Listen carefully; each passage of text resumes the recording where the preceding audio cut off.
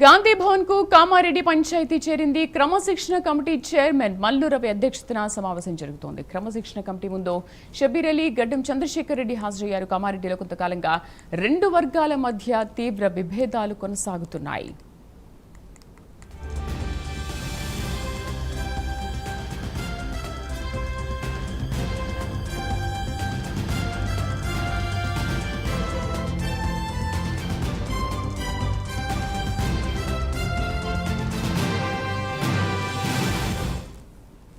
గాంధీ భవన్ కు కామారెడ్డి పంచాయతీ చేరింది. క్రమశిక్షణ కమిటీ చైర్మన్ మల్లు రవి అధ్యక్షతన సమావేశం జరుగుతోంది. క్రమశిక్షణ కమిటీ ముందు షబ్బీర్ అలీ, గడ్డం చంద్రశేఖర్ రెడ్డి హాజరయ్యారు. కామారెడ్డిలో కొంతకాలంగా రెండు వర్గాల మధ్య తీవ్ర విభేదాలు కొనసాగుతున్నాయి.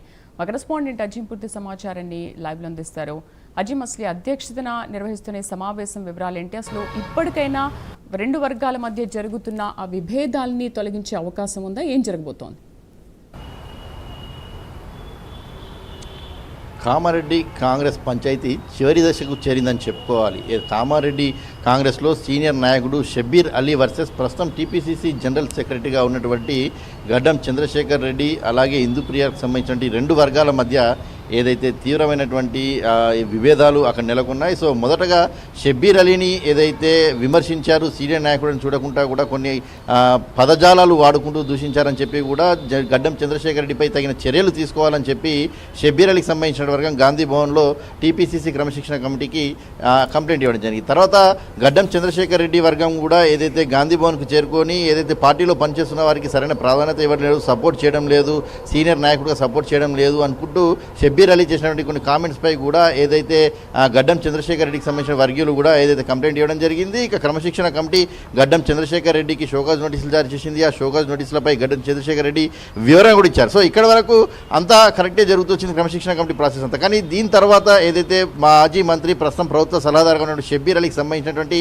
ఒక ఆడియో లీక్ అయింది. ఆ ఆడియోలో షబ్బీర్ అలీ చేసినటువంటి వ్యాఖ్యలు ఏవైతే ఉన్నాయో అవి రాజకీయ వర్గాల్లో దుమారాన్ని రేపాయి. అవి పీసీసీని ఉద్దేశిస్తూ అలాగే మరికొంతమంది మహిళలకు సంబంధించినటువంటి వ్యాఖ్యల్ని కూడా షబ్బీర్ అలీ దాంట్లో చేసినట్టు ఏదైతే ఒక ఆడియో లీక్ అయింది. సో ఈ ఆడియోపై కూడా క్రమశిక్షణ కమిటీ ఏదైతే షబ్బీర్ అలీకి క్లారిఫికేషన్ ఇవ్వాలని చెప్పి కూడా ఏదైతే నోటీసులు పంపించింది, దీనిపై షబ్బీర్ అలీ కూడా దీనికి సంబంధించి క్లారిఫికేషన్ నోటీసులు సంబంధించి ఇవ్వడం కూడా జరిగింది. ఏదైతే ఈ ఆడియో ఒక ఫేక్ ఆడియో, కావాలనే తనపైన రాజకీయ దుష్ప్రచారం చేస్తున్నారు, పీసీసీకి తనకి మధ్య గ్యాప్ సృష్టించాలని చెప్పి ఇలాంటివి చేస్తున్నారు. నేను ఇప్పటికే ఏదైతే కోర్టును ఆశ్రయిస్తున్నాను, అలాగే క్రిమినల్ కేసులు కూడా ఏదైతే ఈ ఆడియోకి సంబంధించి పెట్టడానికి కూడా సిద్ధంగా ఉన్నానని చెప్పుకుంటూ కూడా షబ్బీర్ అలీ తన వివరణ ఇచ్చారు. షబ్బీర్ అలీ వివరణ ఇచ్చిన 2 రోజుల తర్వాత గాంధీ భవన్లో షబ్బీర్ అలీకి మద్దతుగా ఫ్లెక్సీలు కూడా నిలిచాయి. షబ్బీర్ అలీ మచ్చలేని నాయకుడు, 45 ఏళ్ల నుంచి కాంగ్రెస్ పార్టీలో సేవ చేస్తున్నారు, ఎప్పుడు కూడా మహిళల పట్ల కానీ లేకపోతే పార్టీకి సంబంధించిన నాయకుల పట్ల కానీ అగౌరవంగా మాట్లాడిన పరిస్థితి లేదు. అనేక మంది ముస్లింలకు 4% రిజర్వేషన్ సాధించి విద్యను అందించేటువంటి వ్యక్తి షబ్బీర్ అలీ. సో అలాంటి నాయకుడు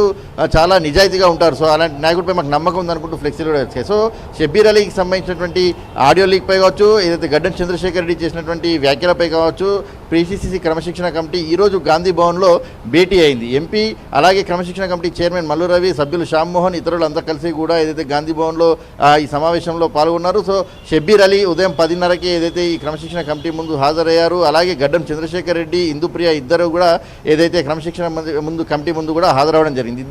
ఇరు వర్గాలను కూడా క్రమశిక్షణ కమిటీ కూర్చోబెట్టి ఒకరితో ఒకరికి మాట్లాడుతుంది. సో గతంలో కూడా క్రమశిక్షణ కమిటీ మాట్లాడుతున్న సమయంలో చాలా స్పష్టంగా చెప్పింది, పార్టీ కోసం పనిచేయాలి, పార్టీ కోసం అందరం కలిసి ముందుకు నడవాలి. సో అలాంటి దానికోసం ఫస్ట్ సమన్వయం కోసమే మేము ప్రయత్నాలు చేస్తామని చెప్పుకుంటూ కూడా క్రమశిక్షణ కమిటీ చెప్పింది. సో ప్రస్తుతం ఇరు వర్గాలు అంటే షబ్బీర్ అలీని అలాగే గడ్డం చంద్రశేఖర్ రెడ్డి, హిందూప్రియని ఇద్దరిని కూడా క్రమశిక్షణ కమిటీ తమ ముందు ఇరు వర్గాలను కూర్చోబెట్టుకొని కూడా మాట్లాడే ప్రయత్నం చేస్తుంది. అసలు ఉన్న సమస్య ఏంటి, ఎందుకు ఈ సమస్య వచ్చింది అనే అంశాలపై వారితో మాట్లాడుతున్నారు. సో ప్రస్తుతం ఈ సమస్యకు పులి స్టాప్ పెట్టండి, ఒకరికి సంబంధించి ఒకరు వివరణ ఇచ్చుకున్నారు కాబట్టి వివరణకు సంబంధించిన దానిపై పులి స్టాప్ పెట్టేసి పార్టీ బలోపేతం కోసం పనిచేయడం అని చెప్పి మాట్లాడించే ప్రయత్నం చేస్తున్నట్టు మనకు తెలుస్తుంది. మరి దీని తర్వాత అంటే క్రమశిక్షణ కమిటీ ముందు ఇరు వర్గాలకు సంబంధించినటువంటి వివరణ అయిపోయిన తర్వాత మరి ఇరు వర్గాలకు సంబంధించిన అంశంపై క్రమశిక్షణ కమిటీ ఎలాంటి చర్యలు తీసుకుంటుంది, లేదంటే ఇరు వర్గాలకు సంబంధించి సమన్వయం చేసిందా అనే అంశం తెలియాలంటే మరి కాసేపట్లో క్రమశిక్షణ కమిటీ కావచ్చు, అలాగే మాజీ మంత్రి షబ్బీర్ అలీ అంతా కూడా మీడియాతో మాట్లాడే అవకాశం ఉంది. సో ఈ కామారెడ్డి పంచాయతీకి పులి స్టాప్ పడుతుందా, లేదంటే కొనసాగుతుందా, లేదంటే క్రమశిక్షణ కమిటీ పైన చర్యలు తీసుకుంటా అనేది మాత్రం మరి కాసేపట్లో